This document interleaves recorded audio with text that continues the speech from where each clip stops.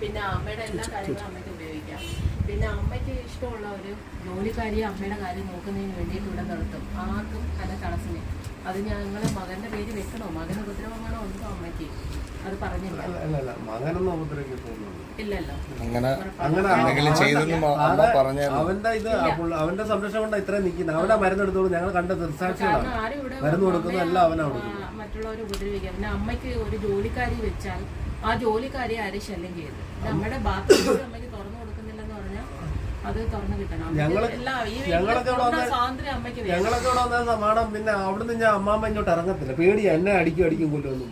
ഈ പ്രായത്തില് പുറത്ത് വെളിച്ചമൊക്കെ വെയിലും എന്തെങ്കിലും ഒന്ന് തട്ടണ്ടേ, പുറത്തോട്ട് ഇറങ്ങണ്ടേ. അങ്ങനെ ഒരു മൊബൈല് ഇവന്റെ സംരക്ഷണം കൊണ്ടാണ്, ഇവന്റെ നല്ല കെയർ ചെയ്യുന്നോണ്ടാണ്, പൈസ ചെയ്യുന്നോണ്ടാണ് തള്ള എപ്പോഴും നിൽക്കുന്നത്. ഡൊമസ്റ്റിക് വയലൻസ് ആക്ട് പ്രകാരമുള്ള കേസാണ്.